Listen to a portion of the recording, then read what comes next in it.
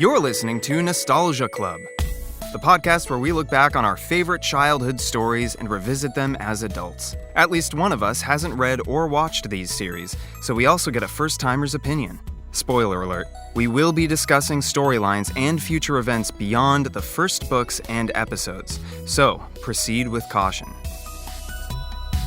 Welcome back to Nostalgia Club, here today, coming straight into your ear holes. We're going to be discussing a little anime by the name of Naruto. Perhaps you've heard of it, whether having grown up with it. Who am I kidding? You could be as old as I am now, 28, and have a kid who knows Naruto, because this thing, it just keeps on going. You may be more familiar with its successor series, which is currently airing, Boruto, which is about Naruto's son. So you mean today we're talking about Boruto's dad? We're talking about Boruto's dad.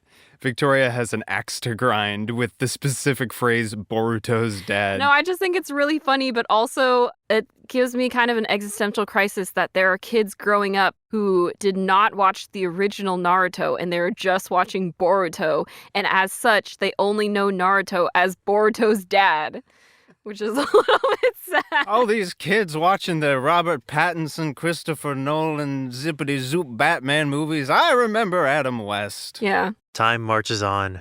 We are but dust in the wind. Well, luckily, we're not discussing all of the future events going on now with Naruto. We're going back to the beginning, folks.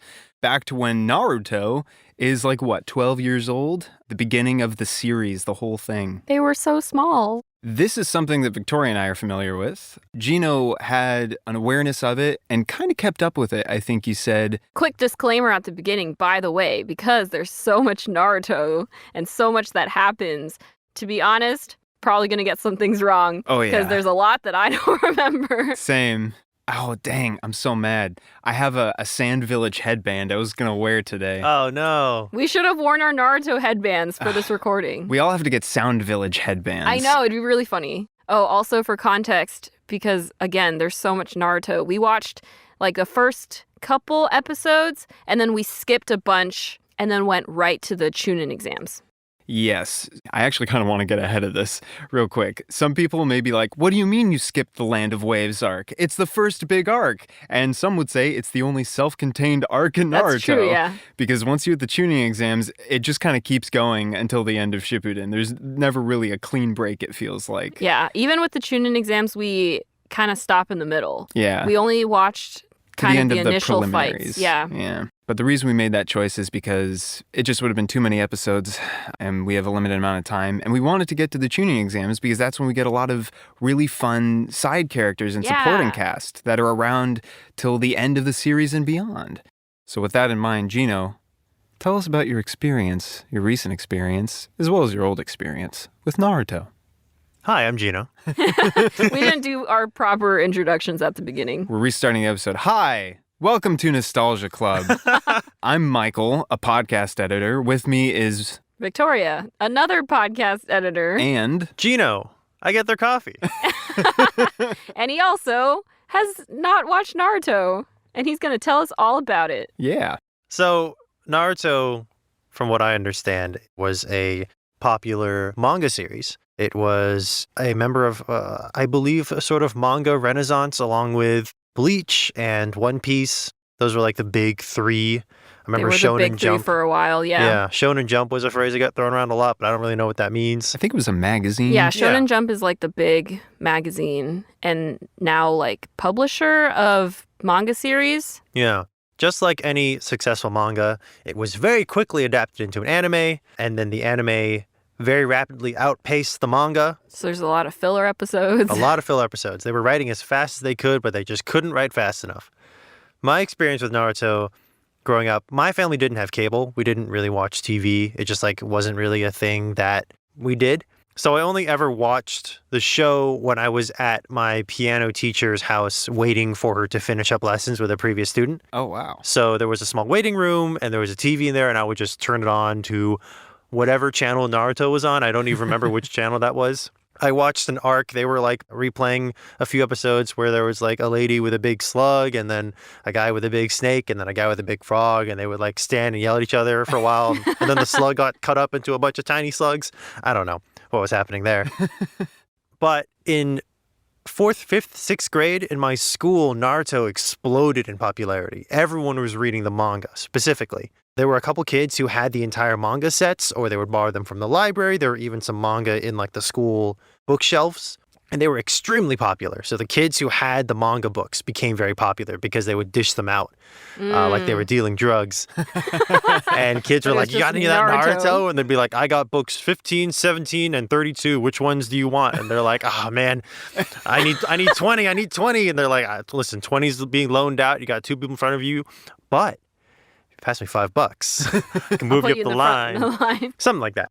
I read a collection of Naruto manga books. I don't know which ones I read, and I don't think I read them in order. I know Naruto and Sasuke fight at one point. I know That could be anything. that could be Because anything. they fight a lot. I know there's a big What was costume Sasuke change. wearing? That's our only marker for if it was even at the beginning or later in the series, I guess. Was it cargo pants or long pants? I think it was their first big Blowout? blowout fight, the Ah. waterfall and something. Yeah, okay. But- The water fight. For those who don't know, if you've gotten this far into the podcast without knowing anything about Naruto, congratulations. But it is a series about a boy who is a ninja, or he wants to be a ninja in this ninja society, growing up in the Hidden Leaf Village where everyone's just ninjas or shopkeepers, I guess, if you're boring. As I understand it, the reason you get a lot of ninjas in the Hidden Leaf Village or any of the other ninja villages is kind of like, am I the only one here who's like Southern California born Yeah. and raised? Yes. Okay, well, you probably know about this anyway. It's sort of like if you're born and raised in Southern California, there's a decent to fair chance at one point or another you're going to work for Walt Disney Parks, which I did at one point, versus if you were born and raised in, I don't know, literally anywhere in any other state, there's less of a chance, unless you're in Florida, that you'll work for Walt Disney Parks. I think it's kind of like that. Except, I don't know. I worked for Walt Disney Parks, but the commute was really long, so I stopped. I'm kidding. Driving from Colorado. Yeah, just I do, drove do, do. all the way. I drove 18 hours a day to work at Disney. But that's why most people who are like 12 years of age in this city are like, you're going to be a ninja, right? You're going to join the magical military? Yeah. Yeah, you are. Get in that Okay, school. to be fair, if I was a 12-year-old and my options were regular school and ninja school, That's true. What am I going to choose? Although I think most of the people, they come from a long lineage of ninjas. It's also kind of how they put the teams together at the beginning. Usually when they put the teams together, they already have an idea of what your abilities are going to be based on your parents. So all of these little baby ninjas, all these child soldiers, they each have a thing. They've got a magical ability, and also Sakura's there. And these abilities are called jutsu, and they use this energy inside their body called chakra to create these powerful, magical, or superhuman effects. You can also do other things with them, but people, from what I can tell, have one thing they like to do and they stick to it. So Naruto clones himself. Sasuke breathes fire and electricity or something. Choji gets big. Joji gets big. 10-10 throws things. Throws lots of A lot sharp of things. objects. Yeah. It's an interesting thing to me because you have this wide variety of magical and superhuman abilities that everyone theoretically has access to, and most people are like, I got my one thing. I'm made of bugs. That's my one thing. I'm not going to do anything else. So there are these hidden ninja societies, hidden leaf villages, and hidden villages, and they're always fighting with each other, but also they're not. And everyone's just kind of always on edge, but they're not. And the conflict needs to start somehow. So there's this creepy guy who licks things. But we're getting ahead of ourselves. This Yeah. one guy's a dog. That's his thing.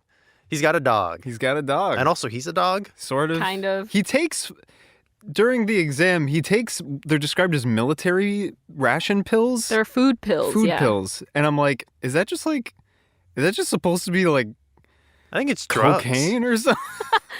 Is Well, he just Naruto like, even calls him out. Naruto tells the instructor or the proctor of the exam, isn't this considered doping? Yeah. And the proctor's just like, no, well, food pills are considered ninja tools, so they count. So you can only use ninja tools. Can my ninja tool be like a suit of impenetrable armor yeah. and a teleportation I belt? mean, and... technically, Gaara literally has a suit of impenetrable armor. Yeah, how's that fair?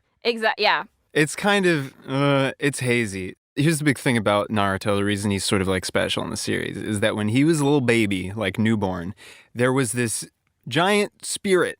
They alternate between calling it a spirit or like a demon. It's called the nine-tailed fox. Basically picture a giant red, very violent fox with literally 9 tails. And it was attacking the Hidden Leaf Village. And so the fourth Hokage, the Hokage being basically the leader of this Hidden Leaf Village, performed a special jutsu that sealed the nine-tailed fox spirit away inside his son. His little baby boy Naruto. Spoilers. The fourth Hokage is Naruto's dad. Was that... Or Boruto's grandpa. Hey, there it is. Full circle. Was that something you knew, Jino? I knew that. Okay. Yeah. Naruto has a demon inside his belly. There's a little swirl to indicate where it is. And he's been cursed. And everyone hates him because he's a child. The reason why Naruto is the way he is at the beginning of the series is because the entire village blames him, or at least associates this big attack with Naruto, because it happened on the day that he died. They know that... The day he was born. Sorry. He was in and out like that. The day that he was born, the day that his parents died, and... They're kind of afraid of him. Yeah, they're afraid like, of him because... You've got a demon inside you. Who knows what it's going to do with you, yeah, like what you're going to do. And at any point, they fear that this demon could be released again and wreak havoc on the village once again. As a result, Naruto grows up being very isolated and not understanding why everyone in the village hates him. And so he starts acting out. He pulls a lot of pranks on the village to try and get attention, which kind of worsens his reputation in the village. He can come off as selfish, but he does care about those around him. He just has never had anyone care about him. Mm-hmm. So that's his first priority, is he needs people to know he exists in the room and he wants respect. Yeah. He goes from being this kid that the entire village hates, and eventually at the very end, he does win the respect and love of the people around him, and he does become the Hokage. And it helps that he can go Super Saiyan. That's true. Yeah. And it takes a really long time to get there, but we made it in the end. So now that you're aware that everything turns out okay for Naruto, let's talk about everyone else. I'm curious, Jino, after watching Naruto, were there any particular characters that stuck out to you? Because obviously we don't have time to talk about all the characters. I have some of my favorite characters I want to talk about, and I know Michael has some of his favorite characters. But let's start with who kind of stuck out to you initially. As a kid, with my very limited exposure to Naruto, and I just want to reiterate that Naruto was huge among my friend group. Like, we would practice jutsus in the playground. We would draw stick figures fighting with shuriken and kunai. Nice. That was like the thing. Anytime people drew a stick figure, they had a shuriken or a kunai. Or a headband with hidden leaf symbols. Shuriken and kunai are very easy to draw. I would doodle a lot of those myself in the margins of my notes. Sasuke was the favorite among the friend group because of his cool, edgy demeanor and his Chidori. There we go. I'm going to mispronounce a lot of Japanese words and names. I'm so sorry, Japan. Japan is listening. The entire country of Japan. The entire country is tuned in through one computer. That's why our listening numbers are so low. Don't admit it on the cast. We have to pretend. So far, their only metric is the 3 reviews we have on Apple Podcasts. But if we keep quiet about it, they'll never know.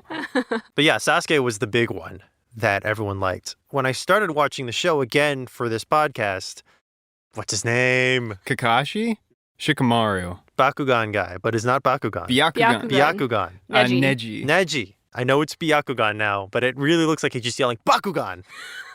I'm not going to lie. I did watch all of this.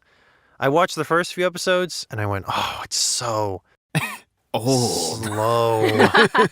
So I watched the entire series, fast-forwarded at 1.5 speed. Does this make me a heathen? Probably. But that's okay, because you don't know where I live. Years of childhood nostalgia to warrant you sitting through all the backstory flashbacks. Yeah. Whereas I sat there and I was like, oh, this is so important for later on. So Neji, a lot of people have cool eye powers. Kashi's got one, Sasuke's got one, Neji and Hinata have them. So I was like, Neji, so cool. And then we get to Neji's first fight in the exams. And it turns out he's not very nice. I don't want to curse. I guess his reasoning is justified in a way, but the way he goes about it to a character who doesn't really deserve it is unflattering to his Jino score. I don't know what I'm saying. I did want to, because Neji is one of my favorite characters. He's just like a really fascinating character, but definitely at the beginning, his entire personality is, I think that I am just destined to die. He thinks that his whole life's purpose is to die for basically his family. The way that the Hyuga clan is set up is that there's a main family and then there's side branch families. And even though Neji's father is a twin to Hinata's father, he's considered part of the branch family. I think because probably one was born maybe a few seconds earlier. One of those weird things. Yeah. What we learn later on is that also, if you're part of the branch families, you're literally branded with a cursed seal on your forehead. It has several purposes. One is that it prevents other people from stealing your eyes, your Byakugan, when you die. A common theme in Naruto is that because all these people have all these powerful eyes, when you die, it's also common for people to try to steal them, or people will just try to hunt you down for the purpose of stealing your eyes, because it comes with a lot of power. And if you're not born with it, you gotta steal it, I guess. Literally stealing eyes. Like taking them out of the socket. Them out, yeah. And then they'll like transplant them into their own. And that's what Kakashi did? Yeah. That's a unique case. Yeah. That's a unique case. We'll just say Kakashi was given the eye. Yeah. Okay. He did not steal it. By a former teammate who was like, let's say at the end of his life, as far as we know. Okay. And that's why Kakashi has one Sharingan eye. Because I do know that. I don't know why I know that, but I do know that when he was young, his team was Goggles Boy and other one. And Rin. And he was like, I am here. And then they died. Yeah. Yes. And it was real. Someone got crushed by a boulder, maybe? That was Goggles Boy. Goggles Boy. Goggles Boy gets crushed by a boulder. And then Rin, I don't know. And Kakashi's traumatized, and he takes it out on porn books. We'll say he reads smutty romance novels. There we go. That's what we'll do. There's a different character who's a lot worse about that stuff. So we can at least give Kakashi a little bit of his dignity. Anyways, back to the Hyuga clan. Back to classism. Also, if you're part of the branch families, you're literally branded with a cursed seal on your forehead. Yes, so not only does it have the functional purpose of basically protecting the Byakugan, although notice that the main branch family does not have to have this cursed seal to protect their eyes. It also enables the main branch family to torture the branch family.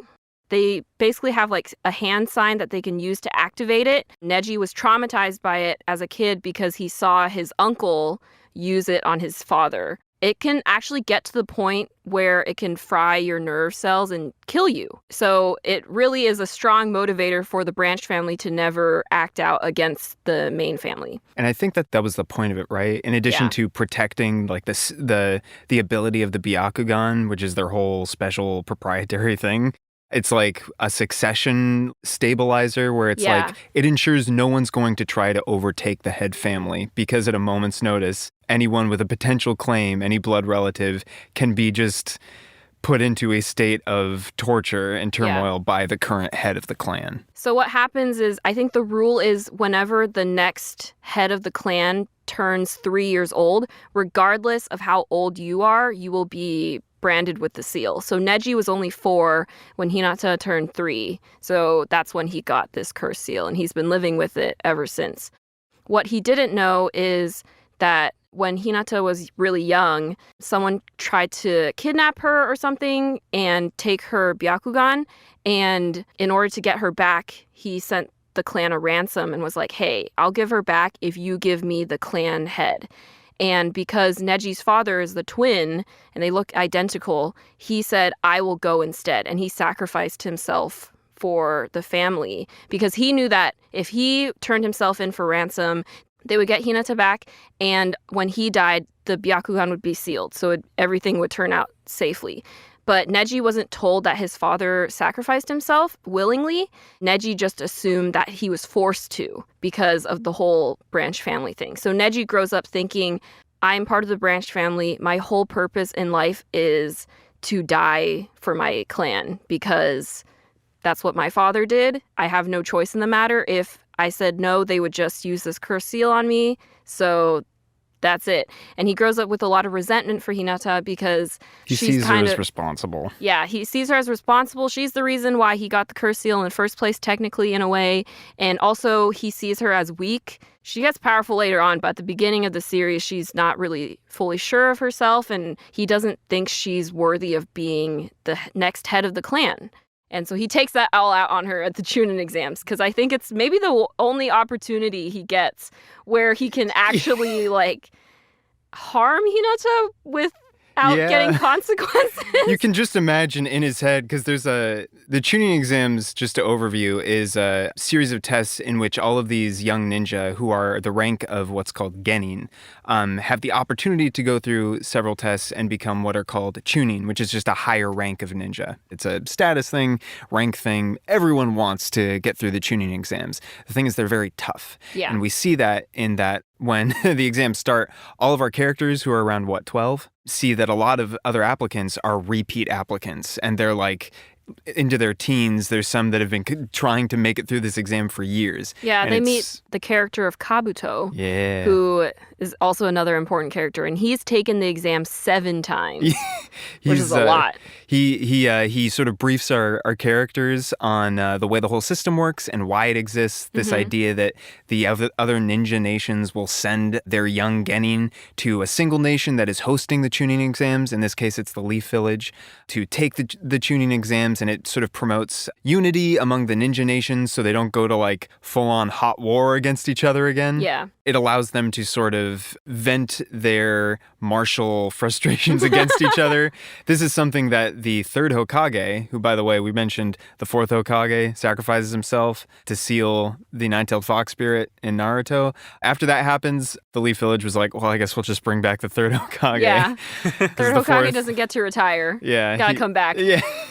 So the third Hokage ends up explaining to the ninja that make it to like the final stage of the tuning exams, like, so you were all told that this is to promote unity among the ninja nations. It's also so that we can just vent our anger against each other. And you are, in a way, the sacrificial lambs to do that. Fun. Yeah, we just pitch you against each other, and you have this basically tournament system where you all fight in proctored matches, and then all these visiting dignitaries can see which ninja that are advancing potentially to tuning are really great and who they want to hire for certain missions. And it presents a very interesting world detail that, as far as I know, never really comes back because things go off the rails. After all that setup of kind of the geopolitics between all the villages, it kind of all goes away because then everyone has to unite to fight against bad people. Yeah, let's talk a little bit about Sasuke and Sakura, and then we'll talk about Orochimaru. Yes. So, Jino, tell us about Sasuke. Sasuke, from what I know, was a little baby when his brother, older Itachi, brother, decided to, for reasons I'm not aware of, murder his entire village. Yeah. The hidden Sasuke village. It was one of the clans, the Hidden Leaf Village. He killed the entire Uchiha clan. So like the Hyuga have a clan, and there's other ninjas that have clans. Again, like with families and family lines being very important in this series. Yes. The Uchiha clan is known for their Sharingan, and so that's their special red eyes power. Their eye power. All these eye powers, like you said.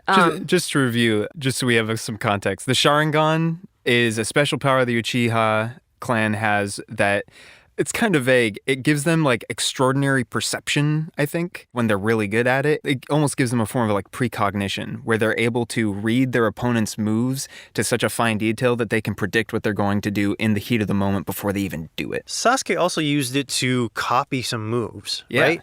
He saw Rock Lee, small bowl cut boy, beat him up real bad with a super cool flying kick move, and then Sasuke repeated it against the next opponent. And then Naruto tried to do that also, and he kind of did his own thing. And Kakashi also has a Sharingan? Kakashi has a Sharingan because when Kakashi was a kid, one of his teammates was from the Uchiha clan. Gotcha. It's Yeah. interesting that Goggles Boy and Sasuke are from the same family. That's an interesting visual. But anyway, Sasuke was a little boy. His brother murders his entire clan and leaves Sasuke, traumatizing him. And Sasuke has grown up with a singular mission. I need to take revenge on the person who killed my clan, aka my brother. So his entire life goal is to become strong enough to take down his brother. And that's it. That's all he cares about. Yep. He's super popular in school. All the girls like him. All the boys want to be his friend. He's got rivals who hate him. He has teachers who are super impressed with him. The leadership's like, Sasuke's going to go great. Sasuke doesn't care about any of that. Sasuke wants to kill his brother. And he's so focused on that he's able to be manipulated by these third parties who take advantage of his quest for power. And he eventually goes rogue. And he punches Naruto real hard on a waterfall, and then his pants get huge. That's all I know about Sasuke. Oh, and he's got his cool electric hand thing where he like grips his hand real hard. And he's like, Chotori or something. His special, that's a Kakashi jutsu. Yeah. And Kakashi like takes him aside between the preliminary stage of the tuning exams when the proctors are like, whoa, a lot of you made it through the second stage. We weren't exactly expecting that. You're all going to fight right now. And then we'll hold the actual third stage a few months later. And so that's why all those kids immediately after finishing the second stage of the exams have to like fight each other in one-on-one quote unquote death matches. Yeah, Kakashi really cares about Sasuke. Sasuke gets cursed at one point. He gets injured multiple times, and Kakashi's always there trying to pick him back up. Sakura, her backstory is that she was a kid and her best friend was there, and they were like rivals, but also they were best friends, and they liked the same boy. Sasuke. Yeah. Well, the whole thing is that Sakura and Ino, who's the best friend or ex-best friend character, they used to be really close as kids, and then when they decided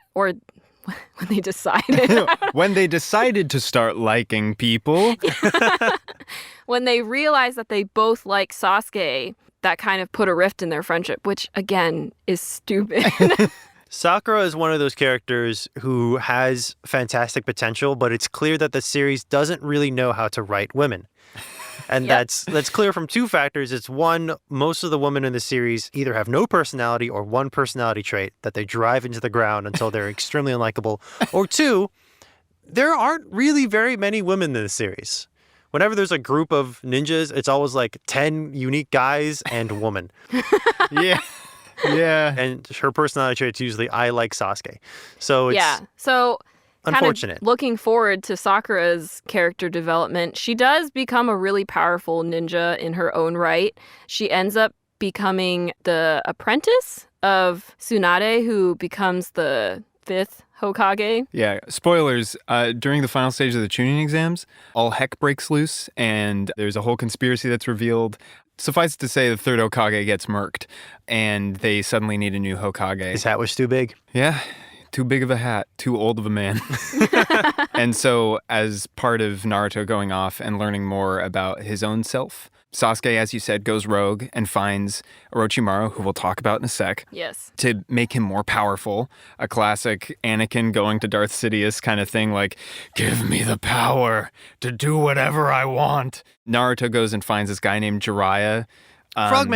Frogman, who was an old teammate of Orochimaru's. Yes, actually, another thing that is a recurring theme in this series is that a lot of things center around the relationships between your teammates. Jiraiya was very hard-headed and precocious, like Naruto. Yes. Orochimaru was very obsessed with a single goal, like Sasuke. And then Tsunade was precocious in her own way and very willful, which is what Sakura grows into. Yes. Tsunade becomes the 5th Hokage, and then later on she takes on Sakura as an apprentice. So Sakura becomes a healer, and she also, I can't remember, learns a lot of other cool Tsunade things. She can summon the slug that Tsunade summons. Yeah, and later on Naruto can summon the frogs. Does Sasuke ever summon snakes? He does. I think it's called Manda or something, the giant snake that Orochimaru summons. Yeah. I think he summons it once, and it's just to Sasuke tank a hit. doesn't stay with Orochimaru as long as Naruto and Sakura stay with Yeah. Jiraiya and Tsunade for obvious reasons. Yeah. Sakura, does she have like a cool thing? Yes. What's her cool thing? Her cool thing is punch real hard. That's her cool thing? Well, Yeah. here's the thing, and we get a little bit of this in these early episodes, but it says something that I had to like actually look up the characters on the wiki to get like just the raw information because there's just so much spread over so many episodes in Naruto. But apparently Sakura's big thing is that she's extremely good at chakra control. Yeah. Okay. That's why she becomes a really good healer, because healing is all about chakra control.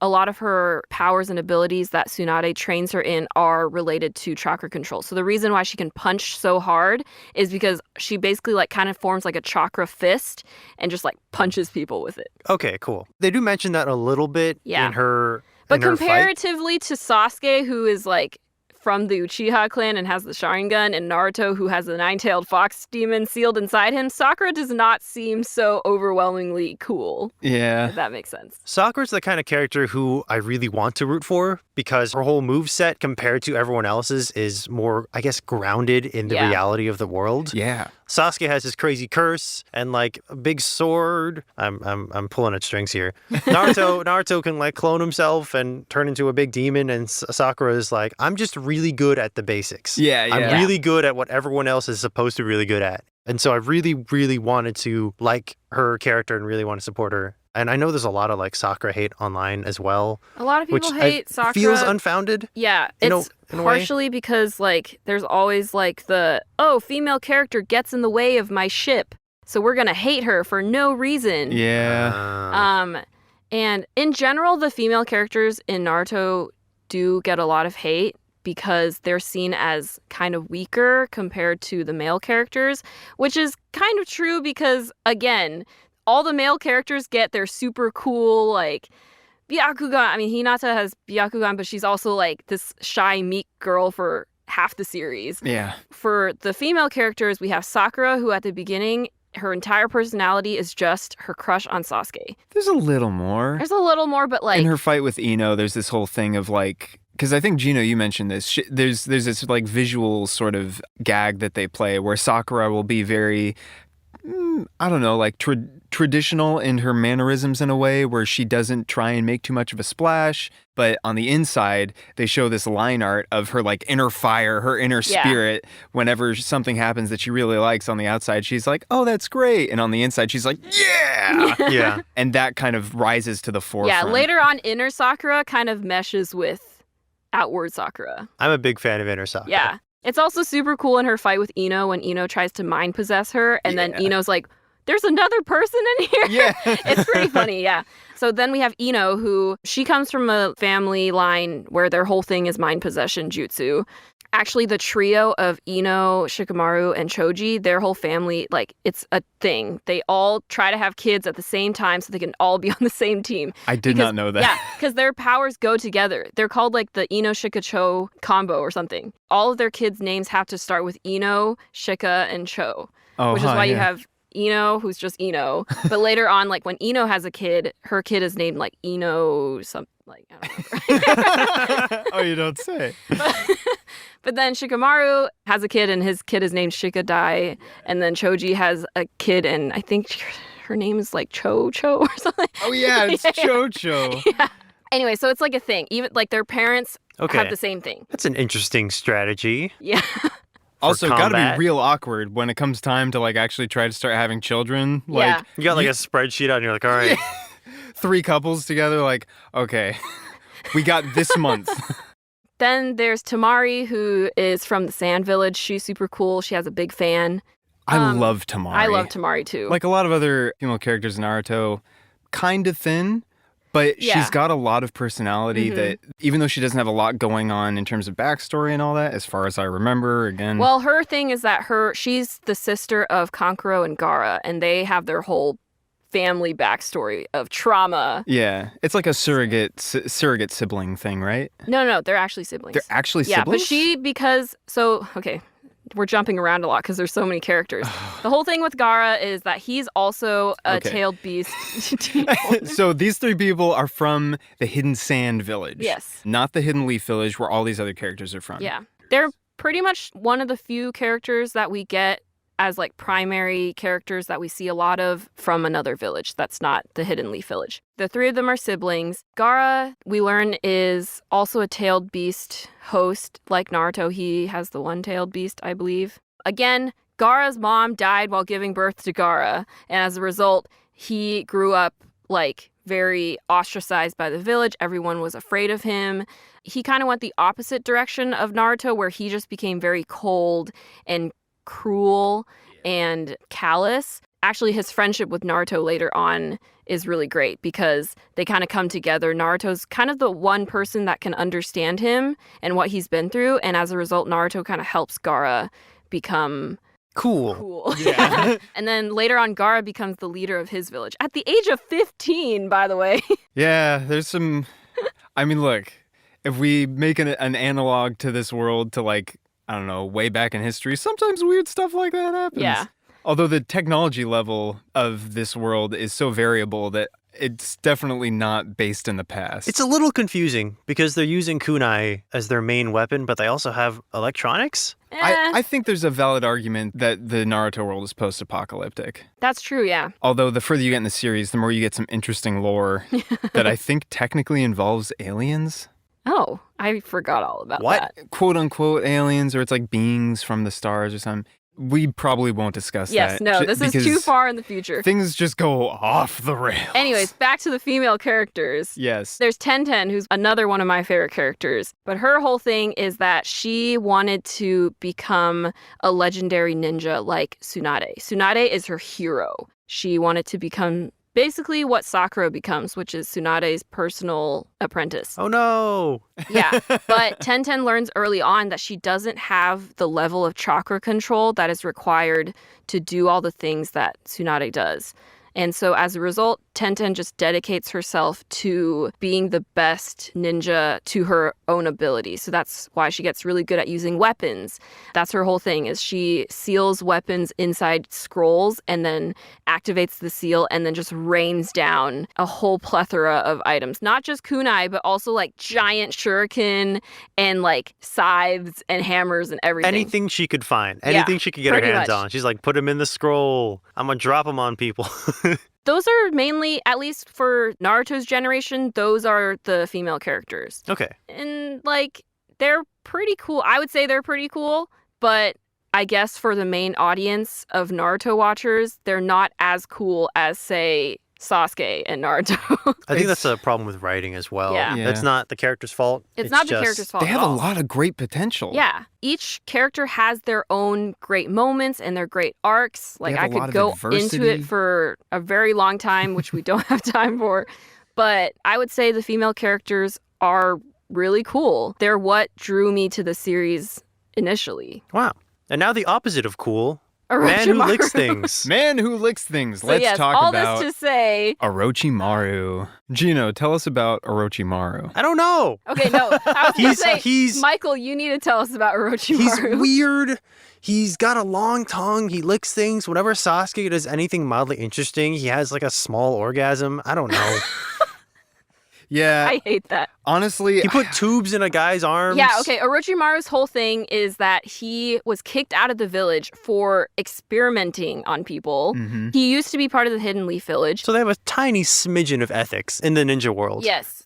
They draw yeah. they draw the line at human experimentation. I Yeah, think. The they don't children draw- can kill each other. They draw the line at human experimentation. They don't draw the line at genociding a whole clan. Yeah. We'll talk More on about that in later. a bit. More on that later. Uh-oh. Orochimaru experiments on people. We see in some of the early Chunin exam episodes that he has basically found kids off the street and trained them to be his pawns and disposable objects in his long game, which is trying to get Sasuke under his control. So all the sound ninja are Orochimaru's kind of minions. But we see in a flashback that, at least for one of the sound ninja, he was recruited when he was kind of an orphan on the streets. He had nothing to eat. He was beat up by some other street bullies or other people. Just some guys. Just some merchants. Just some guys. How dare you take Yeah. our bread, Yeah, you basically. kid? And so this kid, Orochimaru, sees that this kid has a weakness, that he has basically a tragic backstory that Orochimaru can exploit, which Preying is on his the whole thing. downtrodden. Yeah, Orochimaru's whole thing is that he sees directly through people's trauma and he uses that to his advantage, which is exactly what he does to Sasuke. But with this kid, he trains him, presumably. He experiments on this kid too by putting tubes in his arms so that he can do all the sound jutsu stuff. Yeah, he like blasts air and sonic waves through his arms. Yeah. The body horror in Naruto is also a lot. It's fun. When I was a kid and watching it, I was like, oh wow, Jino just used his special bug powers to plug up his kid's like arm tubes with his special like mind-controlled bugs, and that blocked up the passage and like blasted his arms open. And then, I'm just a kid, so I'm like, wow, violence.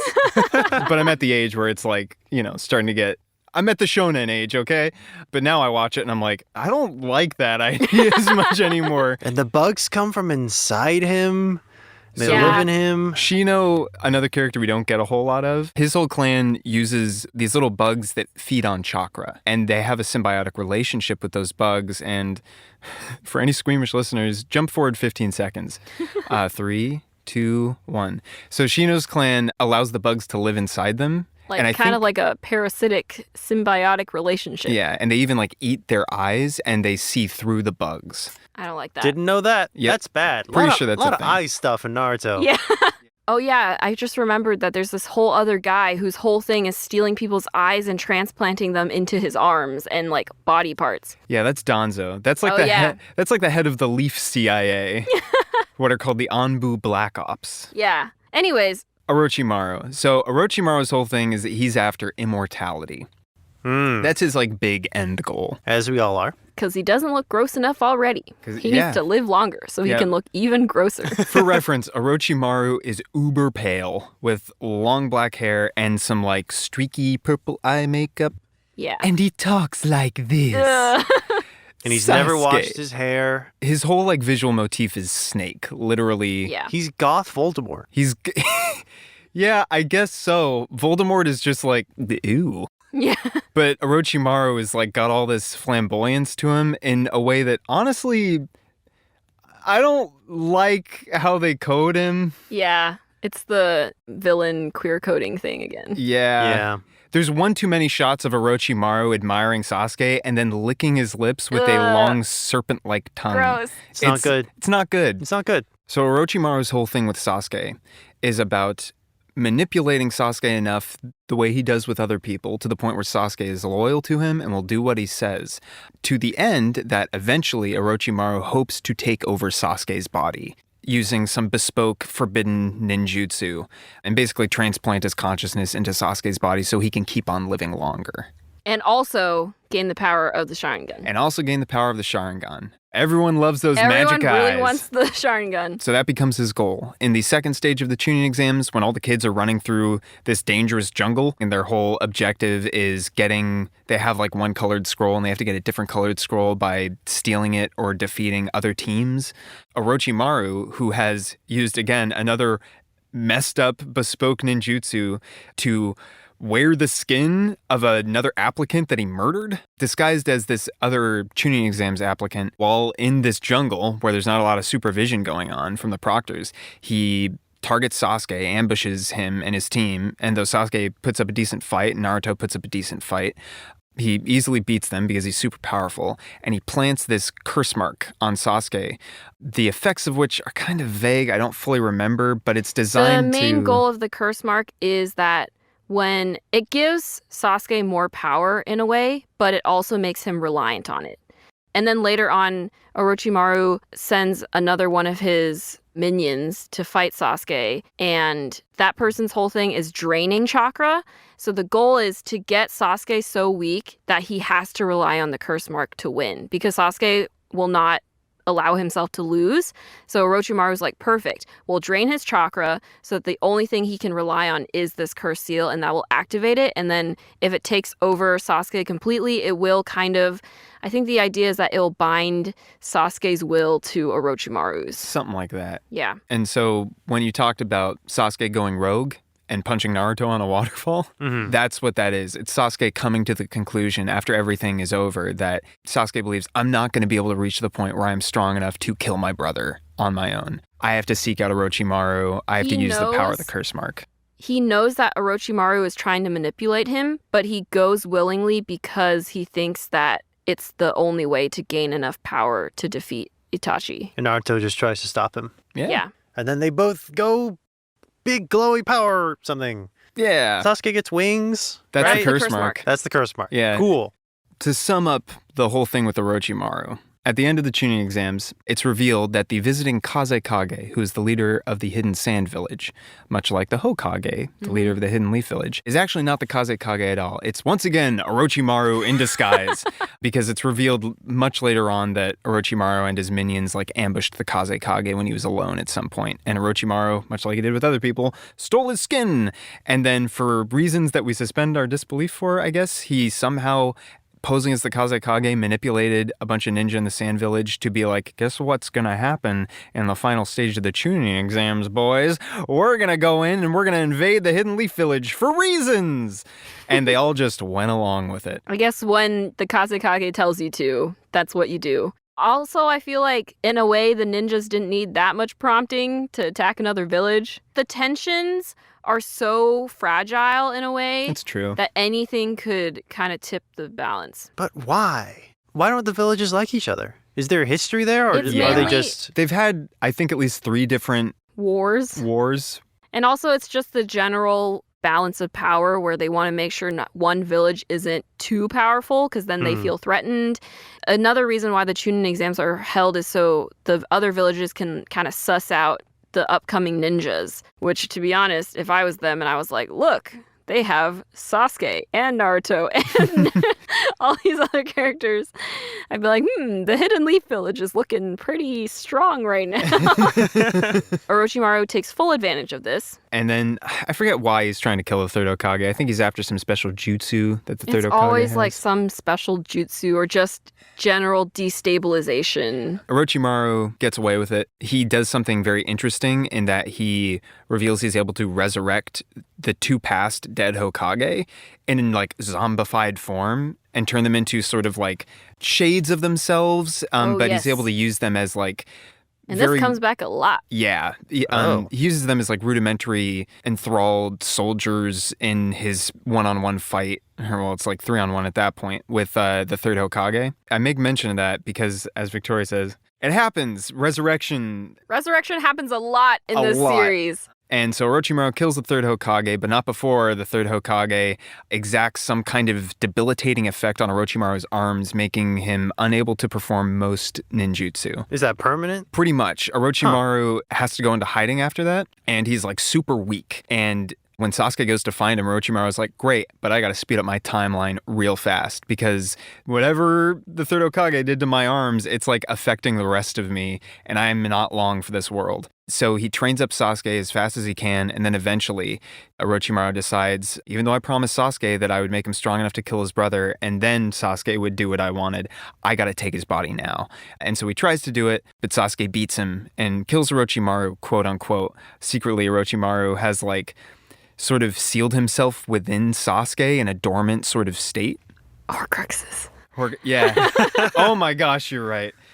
Gross. And that comes back later when Sasuke eventually finds his brother, Itachi. So let's talk about Itachi and the people he has allied with, known as the Akatsuki. I'm like, how do we summarize the Akatsuki? The big jacket boys. Yeah, they're the big jacket boys who wear the black robes with the red clouds, and they all are rogue ninjas who have abandoned their villages. They strike out their ninja headbands, which have the symbol of their village when they leave. So Itachi has the Hidden Leaf Village symbol, but it's slashed out, which means he is a ninja with no allegiance. Full-on spoilers, the Akatsuki was organized by this guy named Nagato. And this comes back once again to this whole idea of the 3-man band or whatever. Yeah. The 3-person team, because Nagato and the other 2 teammates of Nagato's were ninja Well, actually, they were just street rats in a very small, heavily industrialized, war-torn, put-upon village called the Hidden Rain Village. And this village was kind of the center of, I think, the last great shinobi war, the last great ninja war. And that war saw Orochimaru and Jiraiya, Jiraiya being Naruto's eventual mentor, and Tsunade, who becomes the fifth Hokage, that three-person team. When they were still active Leaf Ninja together, they were a part of that ninja war. And they were, at one point, in the Hidden Rain Village, this war-torn area, just doing stuff for the Hidden Leaf. They were known as, those three were known as the Sannin, because they were just super great, and I guess they had a name. They're the legendary Sannin. Yes. And while they were there, they end up befriending these three sort of street rats from the Hidden Rain Village without parents. One of them being Nagato, this little kid with moppy red hair, like very red. Jiraiya really connects with Nagato and trains him up, and eventually Nagato and his three teammates, I forget the details, they end up forming their own sort of impromptu ninja trio. But Jiraiya and Tsunade and Orochimaru have to leave, and so kind of abandon them in a way. It's a little hazy. Nagato and his teammates sort of form their own group that goes beyond themselves and is kind of a militia in its own way. There's some kind of betrayal, and Nagato's teammate, the more precocious, the more Naruto-like teammate, ends up getting killed, assassinated through some betrayal. And Nagato takes that real hard. It's always one member of your team either dies or betrays the club, betrays your team, and it's a big character defining moment. Yeah, defining moment. You gotta have that trauma to be an interesting character. And I mean, let's talk about trauma, because that becomes Nagato's defining trait. After that point, he adopts the name Pain. Ooh, edgy. Yeah, super edgy. And his sole motive becomes, I'm going to show the world, but specifically the Hidden Leaf Village, because that's where Jiraiya was from. And even though Jiraiya was cool, he abandoned me. I'm going to show the Hidden Leaf Village what true pain is. And so he forms the Akatsuki, and the Akatsuki are these very eccentric sort of group of ninja with their own unique motives, some of which are just like, I create art made out of C4 explosives, and others being like, I've lived forever and I want money. I forget. Whatever. Yes, the ghost of JP Yeah, they really Morgan. are an interesting bunch. And their whole thing becomes, we're going to get as many of the tailed beasts sealed within. It's revealed that there are multiple tailed beasts, and there is at least a ninja from every village that has a tailed beast sealed within them. Mm-hmm. And their whole goal becomes, we're going to extract these tailed beasts from these ninja and you use them to fuel some kind of crazy jutsu. Honestly, it doesn't. We're going far out from the original. Yeah. We're into Naruto Shippuden is the thing now. So eventually Nagato gets what he wants, and he attacks the Hidden Leaf Village, and he kind of nukes it with a giant jutsu. It's always, as you said, it's always some crazy jutsu. And Naruto shows up having trained a lot, and he ends up he defeats Nagato, but more so what happens is when Nagato's on his last legs, he finds Nagato hiding in a tree because Nagato's been remote piloting all of these drones, basically, these zombie drones. And he listens to Nagato's story and just goes wow, that's rough. I hear you. And Nagato's wow, I guess that's all I needed. Naruto is kind of one of my favorite characters in a way because he just unites everyone with the power of kindness and friendship. And rational thinking.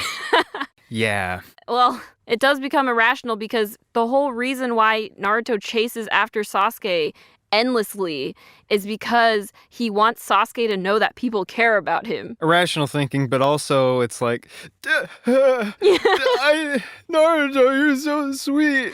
Yeah. There's so much melodrama in Naruto. Yeah. It's a lot of fun if you let yourself buy into it. But I just think that the overall arc of basically this kid who could have become like Sasuke or like how Gaara was at the beginning, so cold and isolated to the world, Naruto could have been that. But instead he chooses to stay positive and help other people rather than just completely fall into his own self-serving power. And he also he is really powerful. So again, he could have become just as horrendously powerful as Nagato or Tobi. Obito. Yeah, let's talk about Toby. So Toby is one of the members of the Akatsuki. And when we first meet him, he wears a mask that's just a big swirl. Yeah, I've seen that mask. Yep. Yeah. And then I think one eye that pokes through. And that one eye eventually is revealed to be a Sharingan eye. So you're like, oh, what's going on there? Is this somebody who stole an eye? Or is this like an Uchiha, a surviving Uchiha? And Toby at first is very like, his voice acting is intentionally very like, oh, no. He's like the clown of the Akatsuki in a way that Yeah. you're like, literally all of these people in the Akatsuki are ruthless killers. Mhm. And Toby's here, seemingly the most inept person out of any ninja we have ever seen, going like, oh no, what am I gonna do? I'm so useless. Like, he hams it up too much because secretly, Toby is Obito, who is Kakashi's old teammate, Goggles Boy. Oh. Yeah. Goggles Boy survives. And he's the one who attacked the Hidden Leaf Village the day that Naruto's parents died. He's the reason why Naruto lost his parents, Interesting. why Okay. this tailed beast was unleashed upon the village. He's like behind a lot of things, actually. Yeah. He, when his voice acting changes, it goes from that to like, I'm Obito. Yeah. Ah, Sasuke, there's so much you don't know. Yeah. It's a very dramatic shift. Honestly, I really like his performance. Have you seen Yeah. my goggles? Have I you mean, seen- it's the perfect way to stay under the radar because at first, no one suspects who he is or what he's done. And then when the reveal happens, I think I remember I was reading the manga when the reveal happened and I was like, like mind blown. Toby's thing, I forget how this connects back, but it becomes related to Sasuke's journey. Because what happens is, when Sasuke eventually defeats Orochimaru, Orochimaru sort of incepts himself inside Sasuke as just like a hidden little sleeper cell consciousness. Horcrux. And then Sasuke finds Itachi, his brother. Sasuke's like, all right, I'm super powerful now. I'm gonna kill you. And Itachi's been kind of waiting for him. Itachi knows. Itachi knows. And Itachi's motives are pretty severely hidden until this point. And so Itachi and Sasuke fight. It's a pretty wild fight. It's pretty great, honestly, because Itachi's great propensity is for something called genjutsu, which is basically your ability to create illusions for your opponent and place them in kind of like a warped sense of reality. And Itachi's so good at it that he creates like genjutsu within genjutsu. And so the first stage of the fight is just Sasuke and Itachi fighting like purely mentally. Yeah. That's really cool. Yeah. They're kind of going back and forth. Itachi generally has the upper hand, but he's sort of like, what we learn at the end of the fight is even though it seems pretty even, Itachi's been fighting with like one hand tied behind his back, metaphorically, because Itachi's whole goal is to wear down Sasuke enough that Sasuke relies on the curse mark that Orochimaru gave him too much, to the point that Orochimaru's little Horcrux consciousness comes to the forefront of Sasuke, and eventually Sasuke starts losing control of himself, and he starts like all these like snake jutsu he's been using that he took from Orochimaru like overtakes him, and we see like this giant snake head come out as a part of this, you know, snake summoning jutsu, and Orochimaru's wiggly head comes out of the snake's mouth, and Orochimaru's like, ah yes, the moment I've been waiting for. Sasuke is weak enough and I'm going to overtake him. And Itachi's like, oh great, this is exactly what I've been trying to get to happen for the last 45 minutes, because I know that Orochimaru's like hiding himself in Sasuke. Yeah. And immediately just like stabs Orochimaru's head, and Orochimaru's like, oh. And then that's like pretty much the end of Orochimaru until resurrections happen later, because again, lots of resurrections happen. Right, of course. But then it reaches the end and Sasuke's all worn out, and there's this wonderful moment where Itachi walks up to him, and Itachi's super worn out. He's like mortally wounded. And Sasuke's like, oh no, my brother's straight up gonna kill me. And Itachi does this thing that he always used to do when he and Sasuke were on better terms when they were kids, which is he'd take his two fingers and just kind of poke Sasuke in the forehead. And so he's reaching out, Itachi's reaching out, and Sasuke's like, oh, he's gonna steal my eyes, because there's this thing with the Uchiha clan where it's like, if you kill like a trusted friend or family member, you can make your Sharingan all the more powerful or something like that. That's healthy. Yeah. Well, also, just going back to the Sharingan, the way you activate the Sharingan is going through like a big emotional event. That's true. Yeah. Huh. So that's Sasuke's fun. like, oh no, Itachi's reaching out with his fingers to take my Sharingan, to take my eyes. And instead Itachi just pokes him in the head and then just collapses and dies, leaving Sasuke to be like, Oh, what? Itachi dies? Yeah. Yeah. Oh. Itachi his whole point in that fight was just to save Sasuke from Orochimaru being trapped inside him. And then he dies, and Sasuke's left going, what the heck was that? Yeah. Sasuke, for his entire life, has misunderstood Itachi and his intentions and his goals, which is purposeful because Itachi made strong efforts to ensure that all of his motivations were very unclear and hidden, which is, again, for the audience, we see Itachi for the whole series being like super powerful, like very imposing, very cruel and evil looking, and then he does that and you're like, what? And then Sasuke meets Tobi, Obito, and Tobi introduces himself as not who he actually is. He says that he is someone named Madara Uchiha. Madara is supposedly the founder of the Uchiha clan. Yeah. Like, if Madara is alive, he should be at like hundreds of years old. And so Sasuke's like, that doesn't make a lot of sense, but nothing is making sense nowadays, so just keep on talking. Yeah. And then Tobi basically reveals to Sasuke, so here's why Itachi did everything he did. The Uchiha clan has never been on good terms with most of the other Hidden Leaf Village from way back in the day. And the Uchiha clan was planning a coup of the Hidden Leaf Village. The third Hokage and the other sort of like upper echelons of the Hidden Leaf Village got wind of this and were planning to wipe out everyone in the Uchiha clan to prevent that from happening. Remember when I said they'll draw the line at human experimentation, but not at clan genocide? Gotcha. This is what I mean. And so this becomes something, I forget if it's something the third Hokage knew about or if it was something that was just known to the ninja CIA, the Anbu Black Ops. Remember when we talked about that guy who plants a bunch of eyes in his arm? I-Man. That's a guy named Danzo, who for the whole series is just wearing a bunch of bandages. And you're thinking, oh, is he like some old ninja who got like super wounded and he's just like this all the time? Nah, he's just hiding a bunch of Sharingan that he stole from a bunch of killed Uchiha members that he planted all within his arms. Oh. Because he's the kind of person who's like, I will do whatever it takes to keep the Hidden Leaf Village alive, even if it's morally reprehensible. And so when Sasuke learns this, and he learns that Itachi being a part of the Anbu Black Ops at the time, made a deal, essentially, from what I remember, I think Itachi made a deal like, hey, I'll do it, but my brother's off limits. Interesting. Oh, okay. It was something like that. The action was accurate, but the motivations behind the action were different. Yeah.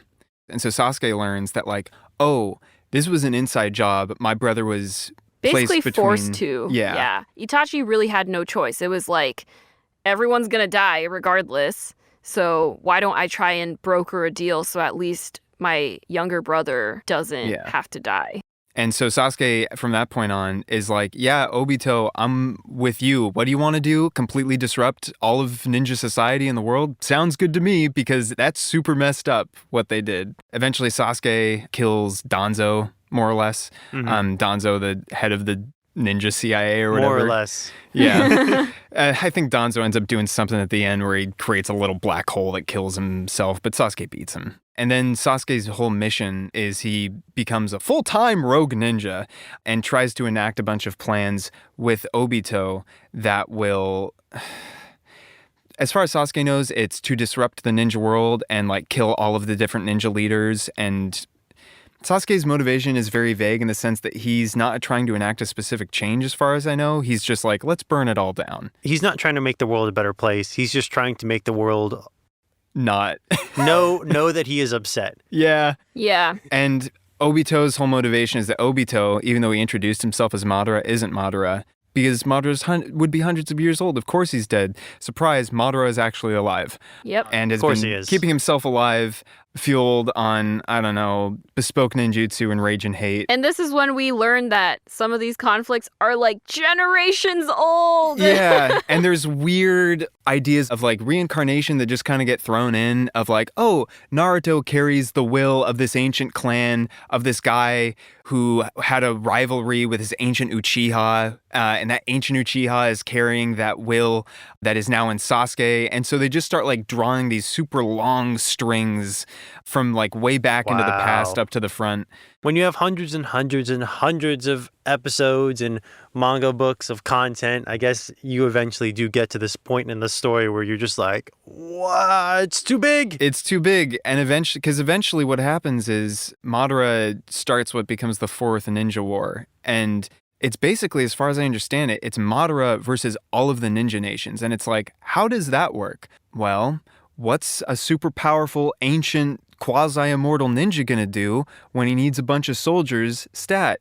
He's going to resurrect everyone who has been killed in the series to be his zombie soldiers. And then so some people end up having to fight like their relatives or friends who have been reincarnated. So it's like really sad. Yeah, and then sometimes people come back to life and I think stay alive or something. Well, because Orochimaru... You know the one character who doesn't come back to life? So many people die and so many people are brought back to life. And all of our main cast stay alive, like all of our side ninja from the Leaf Village that we meet, except for one. Choji? No. No. No? Who? What? Neji dies. I'm still not over it. It's been so many long. people were sad that Neji dies. Neji okay, dies. I remember you talking to me. I confused Choji and Neji. Oh, okay. Okay. I think I was in high school when that happened in the manga, and I could not watch the episode in the anime because I was too sad. Well, Neji's a great character. I know, and the way he dies... He has a whole arc. Because he dies sacrificing himself for Naruto and Hinata. I know, right? Dang. He was right arc. all along. Yeah. His life mission was to die for Hinata. Yay, he did it. At the end, he thanks Naruto for changing his mind on the whole, like, sealed fate type of thing. He kind of realizes how his father felt when he sacrificed himself for his family. And he's like, yeah, I realized I'm okay with that. And then he dies, and I'm still sad about it. Dang. Rest in peace, Neji. Yeah. Yeah. Orochimaru comes back at the end. Of course he does. I forget how. I forget if he was actually killed and resurrected or if he just had some other Horcrux thing somewhere going. It's of course so he does. complicated. There's like an ending series where it's like, oh, Naruto and Hinata's wedding.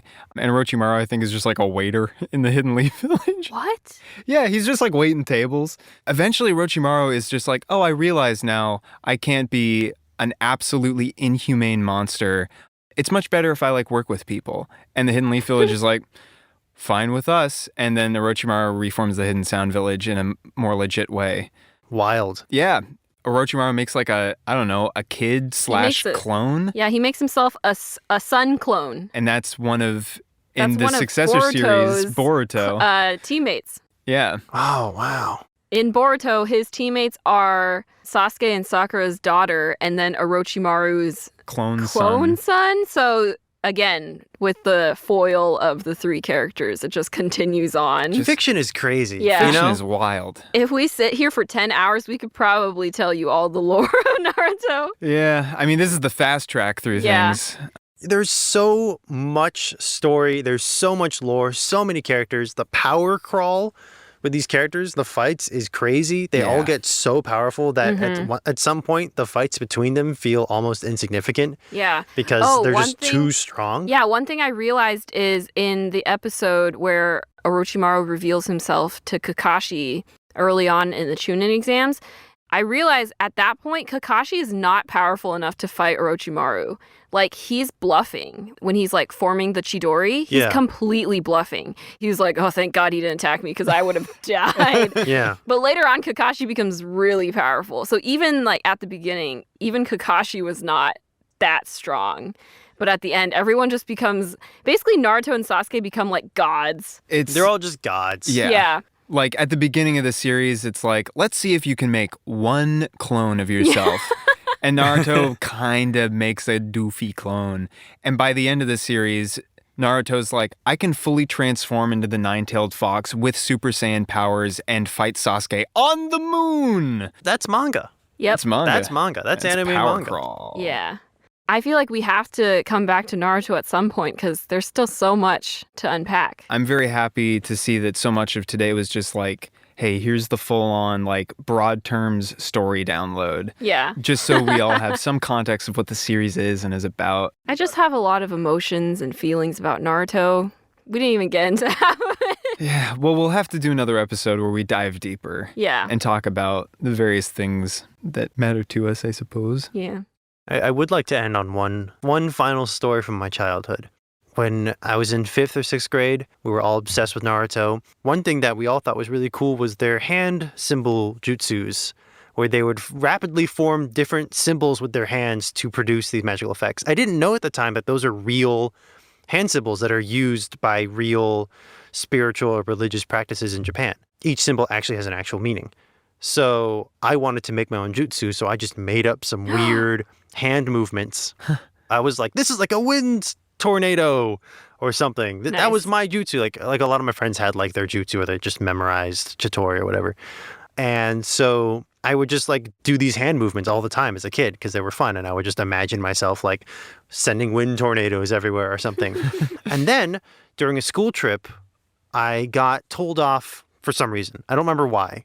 But one of the teachers came up and told me off for goofing off or dropping something. I don't know why. I got in trouble. And as she was walking away, I did that hand jutsu thing at her. And I imagined blowing a wind tornado at her because I was so embarrassed and upset. And I was like, that was like that. And it was fairly harmless, I guess. But a chaperone saw me do it. And she was an ultra religious, extremely Christian woman. And she saw me do this hand symbol and then like push it towards my teacher. Oh my And she was like, Satan's in this child. And she grabbed me. Oh my And God. she was like, what does it mean? What does it mean? Oh. And I was like, oh, I don't know how to explain this. So there's this anime called Naruto. Listen And- to our episode of Nostalgia Club. She looked ready to exorcise me. Oh my Exorcise me? She looked ready to exorcise me. And I was saved by a third adult. Another teacher came up and said, it's okay. Calm down. I know what this is. It's Naruto. It's pretend magic. It's fine. Don't worry about it. And she like saved me from death, I suppose. But I just have a very strong, that memory of being grabbed suddenly by the arms by Some strange woman. by this tall blonde woman being yelled like, what are you? What does it mean? I'm just like, I don't know. I made it up.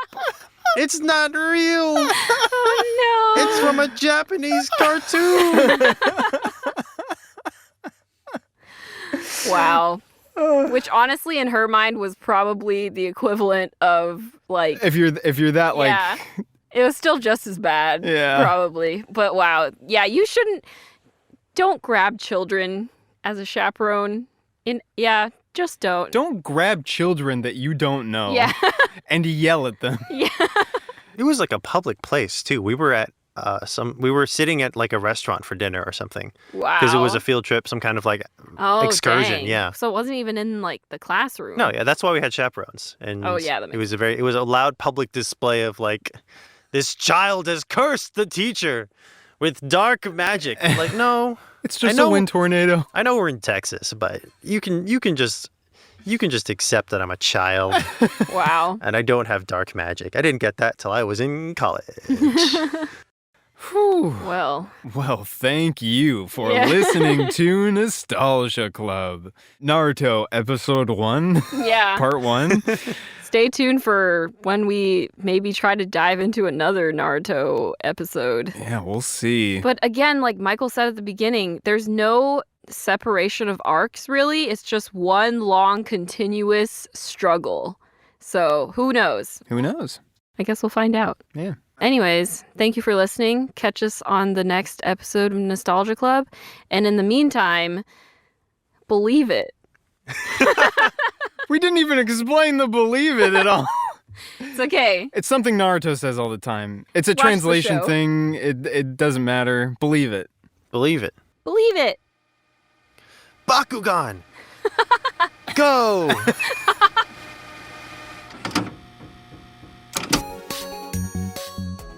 Thank you for listening to Nostalgia Club. If you enjoyed the episode, follow us on Twitter @_Nostalgia Club and on Instagram @Nostalgia Club Podcast. Leave a comment, give us a rating, and subscribe. You can also send us an email with your suggestions for what we should review next at nostalgiaclubpodcast@gmail.com.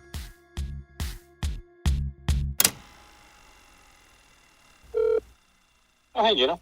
Hey, Casey. I just was wondering if you had a couple of minutes to talk about a quick story.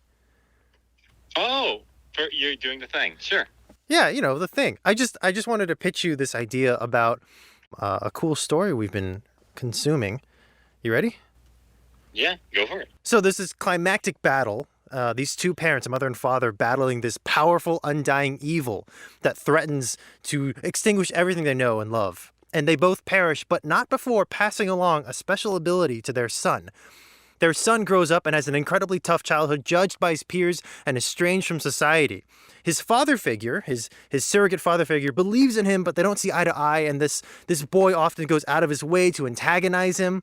Eventually, the boy graduates from military academy and joins two other young warriors on a mission to discover who he really is. As he explores the wider world, he faces threats, not only from within, but from without. He's also a ninja who can clone himself, and the bad guy is a snake man who licks children. It's Naruto! It's Naruto, Casey! He licks children! This sounds so close to We're Alive, it's crazy. You had me until the licking children part. Boy, I sure hope you haven't written a character who licks children. Please don't. Shit.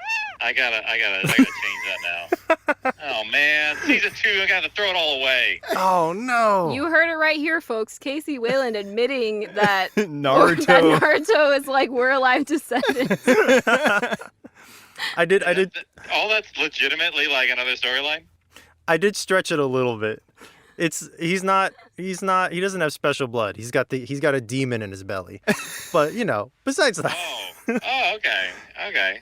Yeah. It's interesting though, like, I mean, there's a lot of hero's journey in there. It's Joseph Campbell-esque, if you know the reference. Sure. Oh, for sure, yeah. But you know what? That just there's a lot of proves modeling off of that. that just proves what a great storyteller you are, Casey. Because Because I just take the arcs from other things that I don't think about it. sure. Well, have a great day. Thank you for everything you do. Me and you. Have a good day. Bye. Sorry, I was laughing too much. As soon as Casey started laughing, I was like, we got him. He knows. We got him. We got him. Ladies and gentlemen. Cotton, not 4K, Cotton 48K, 48 kilohertz, whatever. I realized